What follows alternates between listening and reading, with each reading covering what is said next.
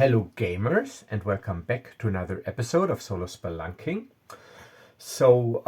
Thanks to a couple successful constitution saves, I'm back in the saddle and have almost made a complete recovery. I still got a slight cough, but yeah, I'm back to business and also back to gaming. So tonight I want to continue my Keep on the Shadowfell adventure, and so we rejoin our intrepid heroes, Nathan Wayne, Harper agent operating in the Nantir Vale, accompanied by Adele, traveling mage, Yamil, captain of the Winterhaven militia, and Marissa, scout of the Winterhaven militia. And I'm using Tiny D6 as my rule system. And I'm using now the Keep on the Shadowfell adventure basically as a structure, framework, backdrop. But in the second level of the dungeon where I am right now, I'm using sort of like a random Dragonbane inspired waypoint system to go through the dungeon rather than just go by the map in the book. Alright, so last episode we made our way down into level 2 through a crumbled down a crumbled stairway, and then we entered this flooded crypt which was filled knee deep with water. We fought a Draugr there, and then now we are on our way to continue onward deeper into the dungeon. And we have some directions that we got from the undead former protector of this keep, Sir Keegan. So we sort of know where we need to go, but still we have to get there. So we have adjusted our marching order slightly. Marissa, thanks to her perception skills and her perceptive nature as a scout, she will go first because we've already encountered a couple of traps, and she has the highest chance of spotting these. Then it'll be Nathan Wayne, my main player character, Adele, the wandering mage, and bringing up the rear guard is Yamil, the militia captain with his two-handed sword.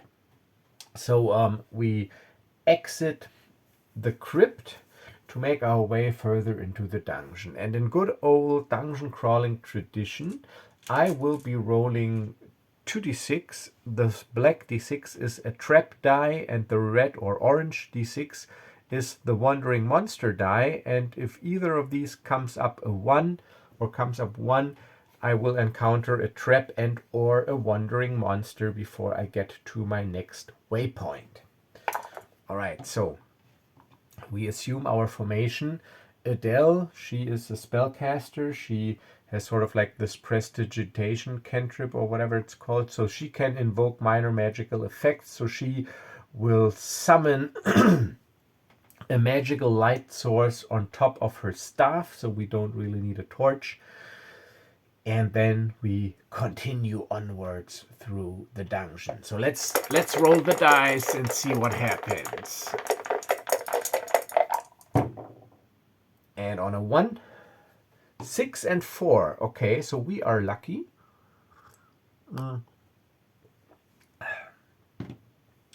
So no wandering monster and no traps. So we make our way further into the dungeon towards the next waypoint. So let's see what the next waypoint is and what awaits. It is a 16. Let's look at my table here if it makes sense.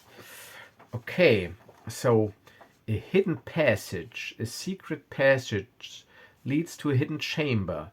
A puzzle or trap may protect the entrance, guarding a valuable treasure. Okay, so yeah, so this sort of makes sense because let's just say that Sir Keegan, he told us about a hidden passageway that we can take sort of as a shortcut But he also warned us, he can't really remember, but there might be traps, or this might be like a monster infested lair, because it hasn't been used in quite some time. So I will not roll if I find this hidden passage, because that would be stupid, because I know that there is one. And of course I need to find it to proceed with the story. So Marissa says, well, there's this intersection up ahead. And see those two statues there? This is what Sir Keegan told us where this hidden passage is supposed to be. So I think we should check this out, but we should be careful. Maybe it is trapped. We gotta check out the opening mechanism. Okay, so Marissa, she will investigate. She's perceptive and she's using the green dice, so she's getting advantage. She tries to spot a hidden trap. Let me see if I can find also a better tile here.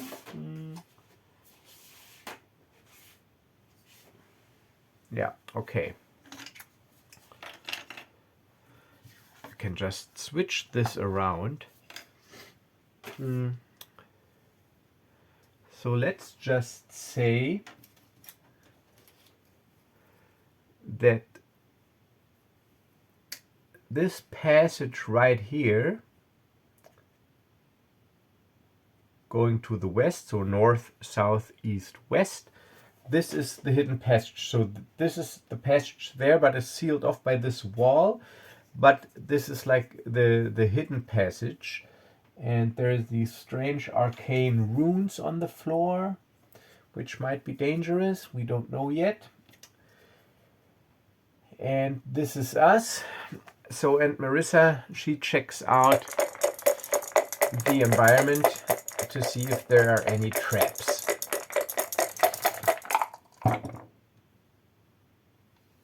All right, so it's a success. It's a 5. So if there is a trap, she would notice it. And to see if there is a trap, I roll a d6, and only on a 5 or 6 there's no trap. Otherwise, there's a trap. Yes, there's a trap, but she spots it. So she goes, just as I thought. It looks like that there's some sort of trigger plate here, and also I don't know which of these buttons to push, but it looks like there's a trap here. All right, so let's, Adele. So Nathan is speaking now. Adele, can you use your staff to try to trigger this trap from a safe distance? Of course I can, but I even have a better idea. Just step back a little. So we all basically step back. She also steps back. And then she uses like the equivalent to mage hand. So she conjures up a floating spectral hand that she can move with her will, and this hand starts manipulating these pressure plates in the hope of triggering some sort of trap. And indeed, so as she presses some of these pressure plates, blue arcane lightning shoots out from these statues towards this front row of runes. So these runes, they start to glow in a blue arcane light, as if there were some sort of like homing beacon or focus mechanism, and in the same instant arcane blue lightning lashes out from these statues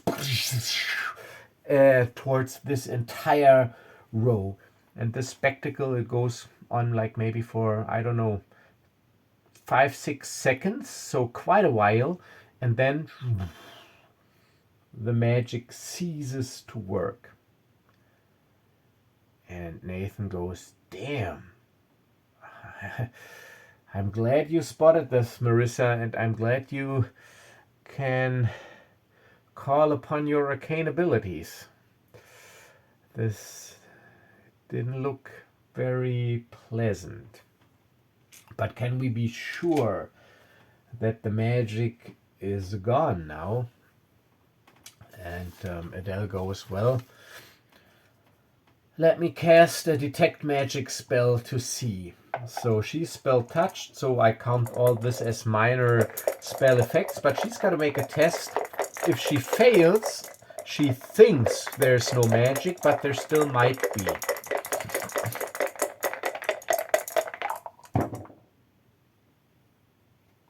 So she fails, she didn't get a 5 or 6, so she can't sense anything, but now I need to determine if there's really nothing there. So on a 1 or 2, this trap is not a one-use trap, but it basically can be re-triggered, but we don't know this yet.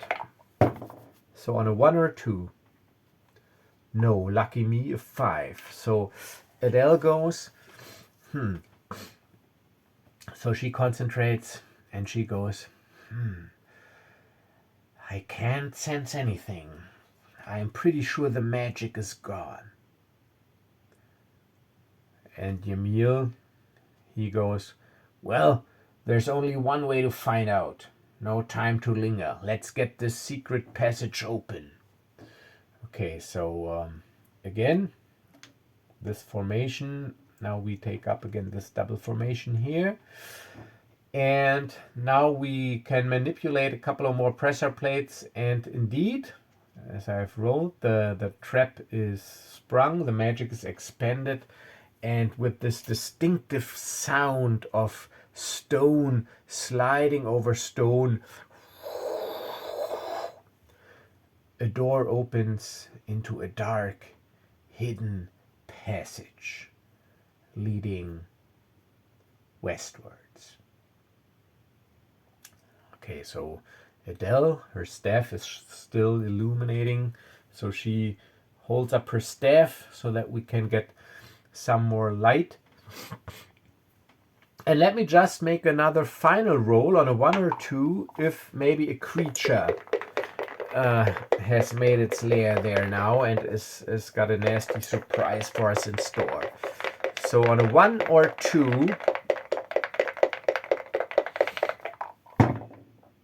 we encounter something. 1 or 2. It's a 5. Lucky me. Okay. So indeed, this hidden passage is clear for now. So we make our way through the hidden passage. Okay, so now we make our way through the hidden passage. That was waypoint 2. Another waypoint, and then we get to a book encounter. But first, again, I'm rolling trap and wandering monster die. If we encounter a trap or a wandering monster on our way to the next waypoint, and we don't know what that is yet. So black is trap. No trap and no wandering monster. Like I said, on a 1 on D6. So we make our way to the next waypoint.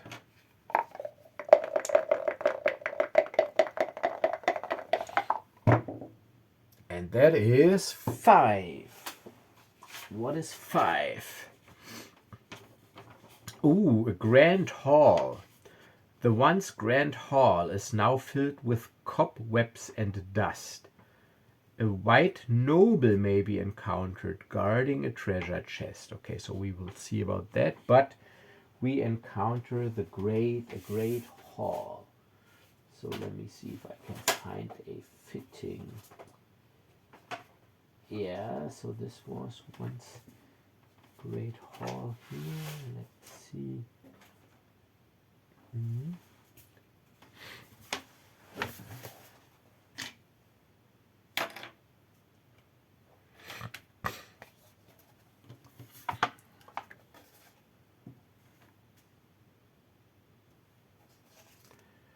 Okay.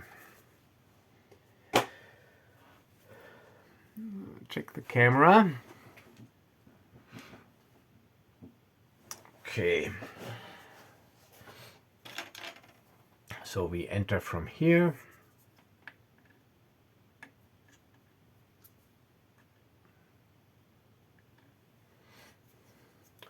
Into this great hall.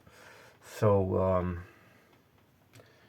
it is mostly empty. And as in the description, there are cobwebs and stuff. But because this is the grand hall, I figured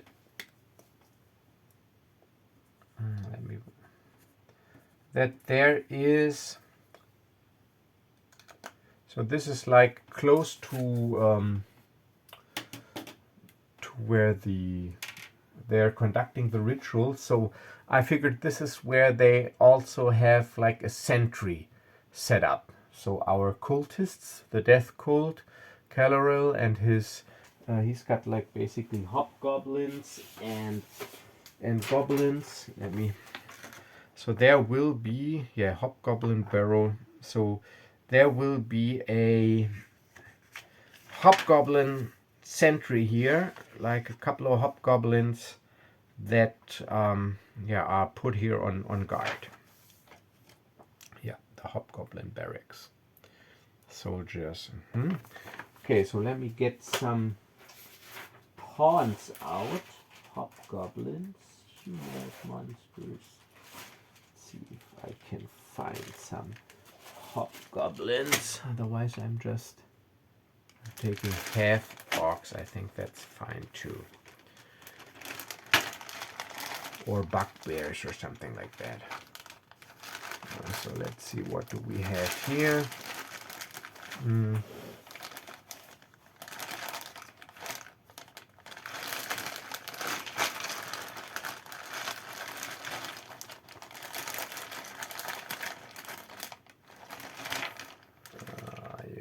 You know what? I'm just taking, because I don't want to take too long now to look for pawns.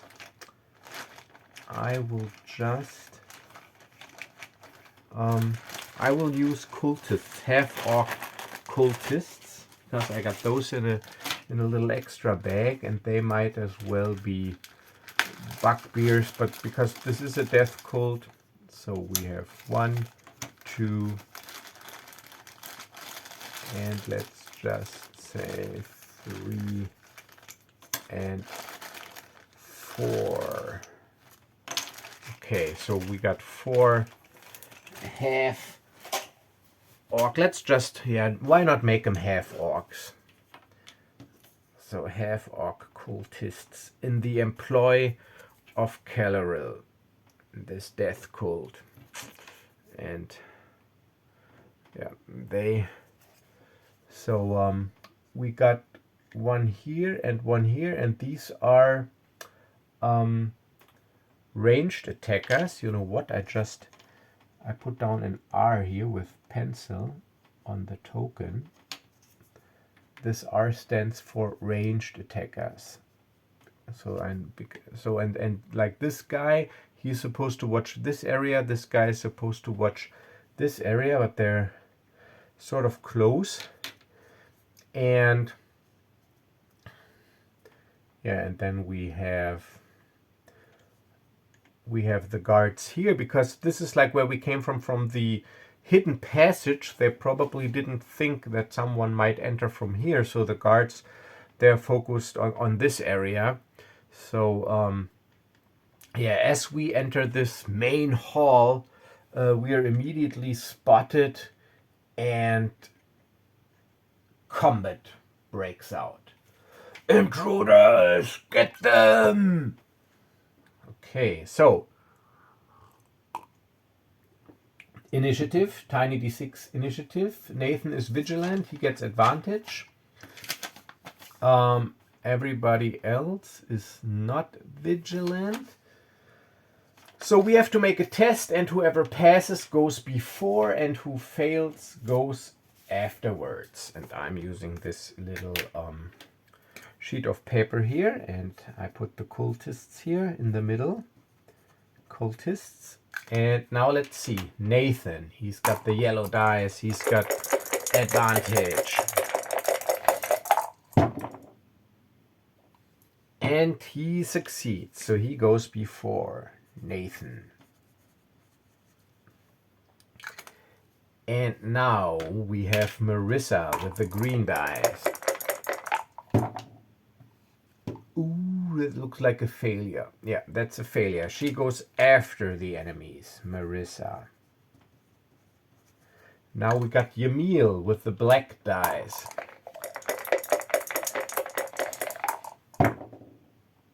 Yamil, oh, look at this. He goes after. And now finally Adele, our traveling mage. Oh, and she's got the purple dice, of course.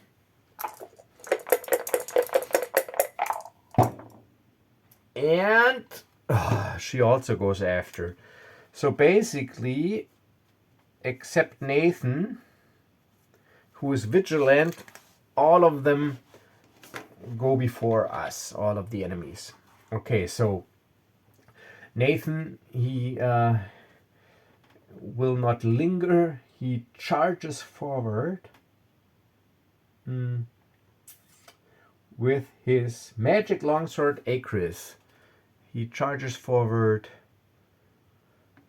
and attacks this closest orc. And I'm not, this time I'm using these little cubes for whoever has acted. Okay, and because it's a magic sword, even though he has mastered it anyways, but it's magic, he gets advantage. Sadly, they're not undead, because if they were, I would get a hit point back whenever I fell one. Alright, so it's a success. I deal 1 point of damage. And I will say that the cultists, that they all have, I don't know, maybe this is too much, but I tend to giving them 4 HP each. But, and you know what, because there are 4 of them, I'm giving them 3 HP.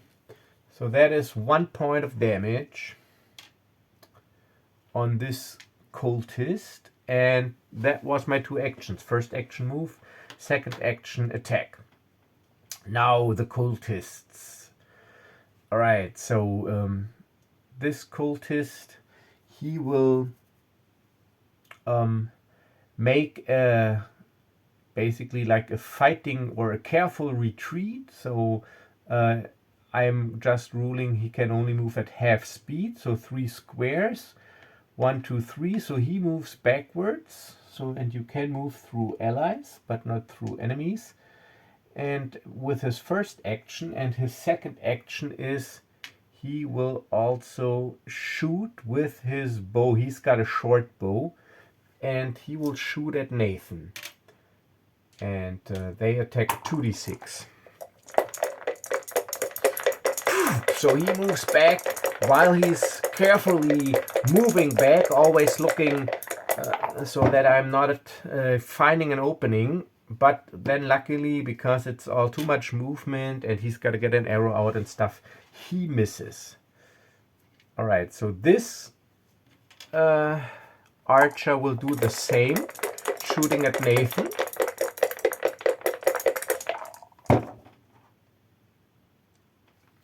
And he hits. And I didn't evade because I didn't have any actions left. And with his second action, because he doesn't have quick shot, Nathan's at 3, he needs to use his second action to reload his bow so that he could again attack next round. And this guy, he also needs to spend an action first next round to reload and then shoot because he moved. But now we still have our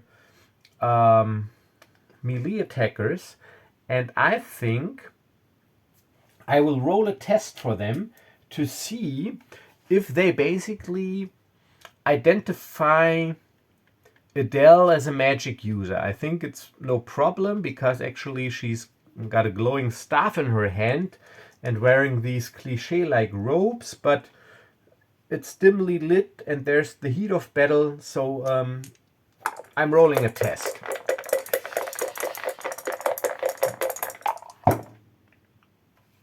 But yes, 5 and 6. So they immediately identify Adele as magic users, and because they're cultists and they work for a high priest, magic user, whatever, they know that magic users are dangerous.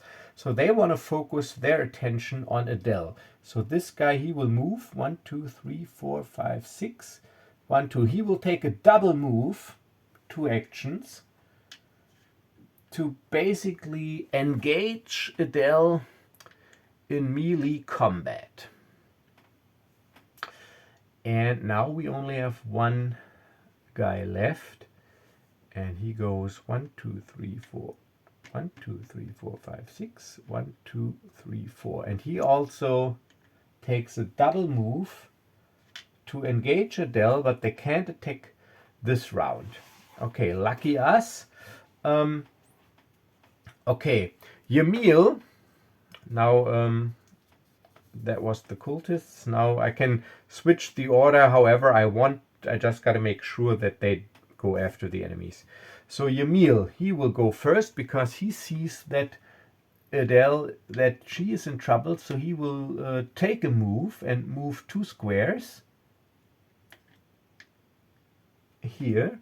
And with his second action, he will whack at this cultist there with his heavy weapon, with his sword. And he's got cleave, so if he manages to kill one, he can attack another target in range with disadvantage. But first I need to kill one. So he has the black dice, and he has mastered his two-handed sword, attacking this cultist. No, you don't! He goes and slashes, and he hits. And that is 2 points of damage, thanks to his heavy weapon. 2 points of damage. So this cultist has only one point of health left. Marissa, she will, and she's got luckily a quick shot, so she can shoot and reload in one action. So she goes 1, 2, 3, 4 squares up to here, and from here she shoots. But because this is like a tight melee, I must rule sadly that she's got disadvantage. So in disadvantage in Tiny D6, it's normally she would have advantage, and now she's got disadvantage. So advantage because she's got mastered her bow. So now you could think, well, then it's just a normal test because it cancels each other out. No, in Tiny D6, disadvantage overrules everything. So if you've got disadvantage, you only roll 1d6. The only exception is if you have a magic item. And the reason for that is because it's magic. So she attacks with disadvantage, 1d6. She needs a 5 or 6. Still 1/3 chance to fell this cultist. Yes, and there's the 6. So with her keen eye, she walks up there in her movement, which is very agile and cat-like. She gets out an arrow in a fluid motion, and the arrow zips past Yamil with deadly accuracy and hits the half-orc in the eye and pierces his skull. And he is down. All right. 1 down. 3 to go, and we got 1 character left, and that is Adele. All right, Adele will also take a cautious half move, 3 squares, 1, 2, 3. She retreats. And then she, with her second action, casts an arcane bolt, tests 2d6, just like an arcane ranged attack, trying to deal 1 point of damage. Oh, and look at this. I don't use like fumbles, but it would have been a fumble, 2-1. So, yeah, she is still exhausted and a little shaky because this half-orc, he was so close and very intimidating up close.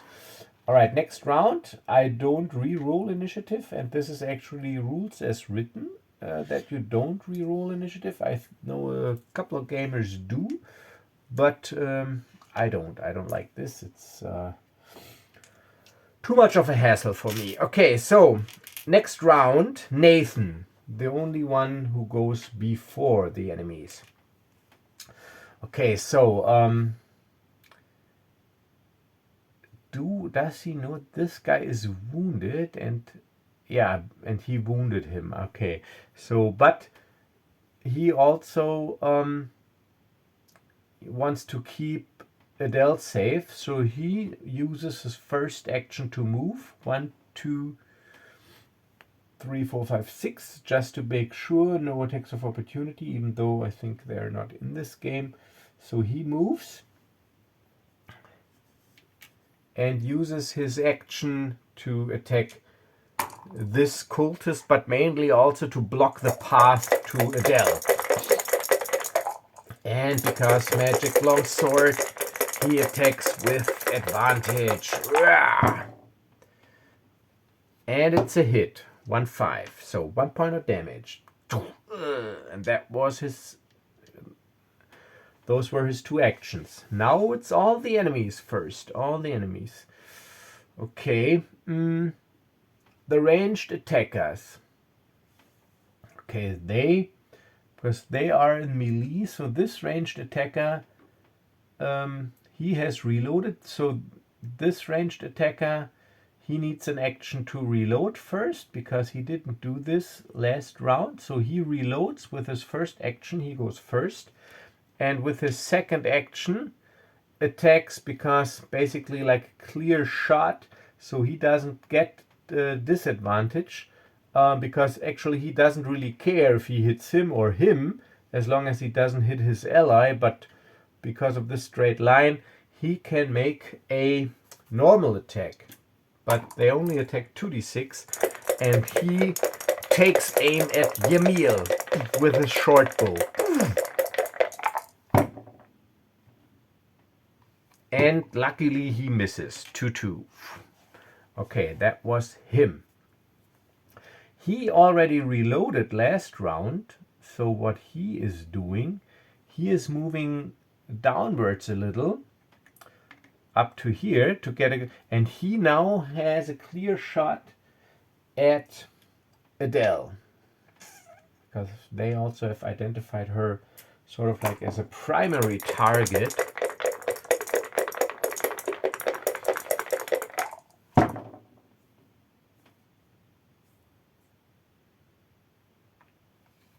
Yes, okay.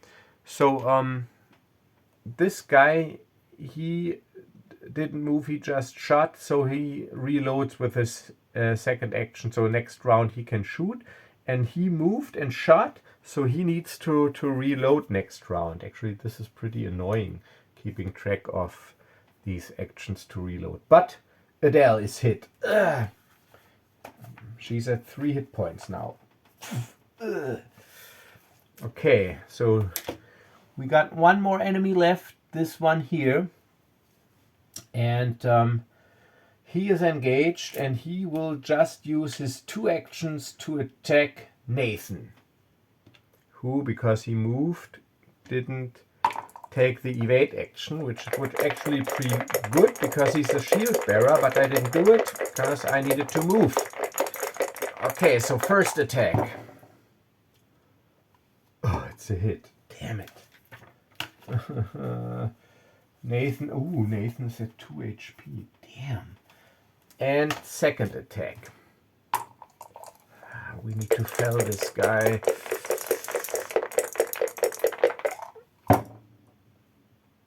Second attack. Oh no, it's another hit. Oh no, Nathan. He's at 1 HP. Oh, damn it. Okay, but now it is our turn. And I will activate Yamil first. Nathan already acted because he's the only one that can act before. And Yamil, because I need to kill this guy now. So what I will do is I will use my first action to focus. And if I focus, I hit on a 4, 5, 6 instead of just on a 5 and 6. And my second action, so I got these focus markers here, but since I'm using it right away, I don't need it. So he focused with his first action, and with the second action, with this heavy weapon, which luckily deals 2 points of damage, he wants to attack this guy to fell him because he already got 1 point of damage. Come on, Yamil! Ah, you focused. Ah, lucky. Phew. Would have worked even without focus, but you never know. So Yamil acted with his 2 actions and just slashes this cultist right in half. Okay, so now Marissa, from where she's at, she can also shoot around the corner, and she doesn't need an action to reload thanks to her quick shot. So she tries to kill this guy. First attack, mastered the bow.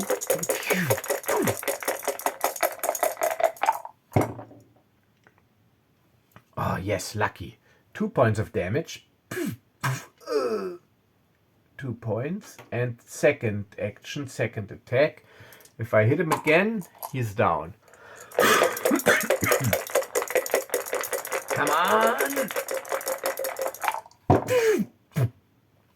Ah, yes, there's the 6. All right. So 2 quick arrows in rapid succession from around the corner, pepper him in the breast, chest, and he is down. And suddenly there's only 1 left, and we still have Adele. And Adele, she will just stay where she's at, and just to make it cinematic, she will use her first action also to focus, to channel her arcane energy, and her second action to unleash this bolt. She only tests 2d6, but since she's focused, she also succeeds on a 4, 5, 6 instead of only a 5 or 6.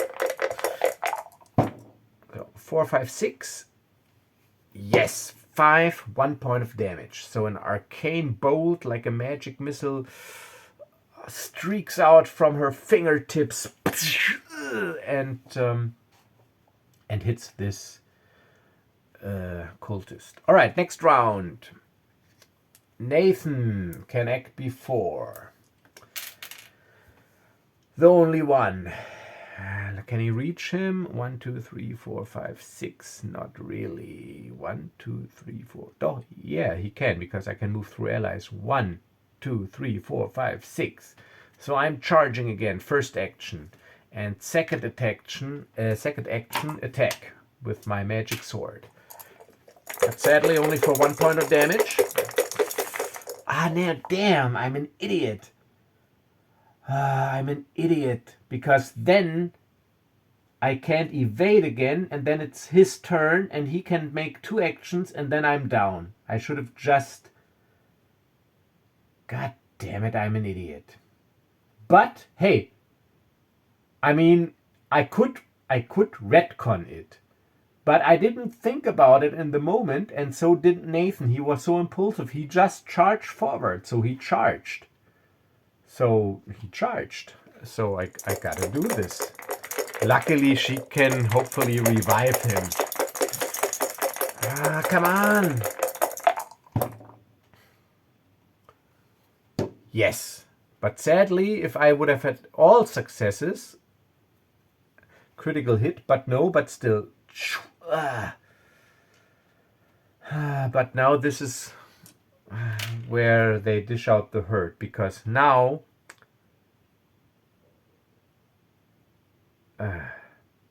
he attacks 2 times. Nathan, 2 times. I only got 1. So he attacks, makes his first action first. I only got 1 hit point left. I'm an idiot. Oh no, it's no, that is it. Okay, so in the heat of battle, I didn't realize how wounded I actually was or am, and he stabs me, and I can feel how the the area around me starts to swirl and swivel, and I go down. Okay, I can make a test, but to stabilize, but maybe I don't need to because Adele, she can heal me. But this is the last of her healing uses she's got. Okay, so now he's got one more action left. And because he only attacked once, so he takes a move. He wants to escape. He heads for this door. Okay, so that was his action. Okay, so Adele, let's do Marissa first. Marissa, she can make 2 attacks. She will focus. First action, focus. Second action, attack. Hit on a 4, 5, or 6 with advantage because she mastered the bow. Oh no, look at this. 1, 3, 3. Even with focus, I miss. So the arrow hits the door. That were her 2 actions because first action focus, second action attack. Yamil, he can't reach him. 1, 2, 3, 4, 5, 6. He would take a double move. He doesn't do that. So Adele,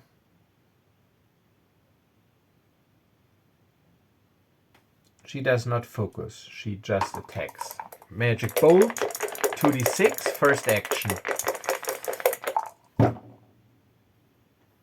Ah, yes, there's the 6. All right, so even though the arrow missed, this arcane bolt unerringly hits him in the back, takes him down or out. And then she quickly huddles over. What did I lose? A little die. She quickly huddles over and uses the last of her healer ability, 3 uses per day. And I limited this to 3 uses per day because in the rules it says you can make a test, you have to make a test, but there's no limit how often you can try. I mean, this makes sense if there's time pressure or in combat, and it might make sense here because then he would see if he survives. But usually if you are like off in an unstressful situation, you could just roll as many tests as you want until you succeed. So this is why I limit this to 3 times a day. And this is her 3rd time, and it regenerates. Okay, so I'm giving myself a little break here. It regenerates, I think, 2 hit points, but I'm saying it regenerates 1 plus 1d3 hit points now. Because don't really have time to rest. I can still get unlucky. So 1 plus 1d3. Yeah, and see, I got unlucky, of course. I go roll a 1. So 2 hit points. But at least I'm stable. And I'm back in the game. 2 hit points. Okay, so Nathan, he just went down. Adele immediately lays her hands on his wound, and now it's like a bluish green glow that emanates from her hand and wanders onto his body, and you can see how this wound closes, and the skin where the wound closes is like a light pink skin. You know, when you have like a wound and you got this very fresh, lightly colored skin on when your skin regenerates. So this is how this looks like. So he's got like a fresh patch of skin, and he gets up. Oh, thank you, Adele. Thank you. And she goes, well, this is what adventuring companions are for, but sadly, I am really exhausted now. I think I don't have the power to heal anymore until I get a rest. And Nathan goes, I know what you're talking about, but I'm not sure if we can take the time to rest. I mean, if this ritual is in progress and they are warned now, maybe they accelerate their plans. I am just giving you the warning. From this point on, we gotta make do with what we have. Ah, damn, yeah, I know. Luckily, he didn't get away. No, but he was heading for this door here. I think this is where we should go. Yeah, okay, just take a little moment. Just take a very, very brief moment and rest for just a second here, and then we continue on. All right, folks, this is what we will do. Get ready. And Marissa goes, maybe Nathan, you shouldn't be in the front anymore. Let's change our formation around a little. And we assume this formation and we head towards this door. And this is where I will end this episode for today. Yeah, I hope you enjoyed it. I did, and I really, really like Tiny D6. It's one of my favorite systems. So yeah, I like because Mage Hammer did a video recently about what kind of games he likes and what games he would do as a GM. And I'm also like a pretty simple guy. Basically, it's like I like Tiny D6, Delves and Dangers, and all sorts of streamlined D20 variants. Either roll under like Dragonbane or roll and add like Shadow Dark and all the others. But like in this at this point in my gaming life and my age with everything, I don't need complicated character builds and I don't need complicated classes. So I'm more a skill, tailor your character to your vision kind of guy than trying to make some class fit. So this is why I like Tiny D6, because you can just pick the traits. And this is why I also like Dragonbane, even though it has classes, but they're basically like just a starting point. You can still freely add skills. And some of those streamlined, classless D20 variants like Forge, like Knave, Cairn as well, where you basically custom tailor your character. So these are the things I like to play. And yeah, so I'm looking forward to finishing this adventure. And when I finish this adventure, I will also go back to my Defenders of the Shadowlands, and I will alternate this with the third season of my Star Wars series that I will start then, using my D20 variant of Forge for Space Opera games. So this is sort of like the schedule. Yeah, and as long as I stay healthy, I hope I will be able to post more regularly again, and or upload is the correct YouTube term. So if you like what you see, please do subscribe to the channel, comment, like, do all this stuff. And if you want to support the channel a little more than just by viewing, check out my products on DriveThruRPG. They're all very reasonable priced, and I think you get a lot of hours of gaming fun out of them. All right, so this is it. As always, stay safe, stay healthy, and I will see you in the next video. Bye bye.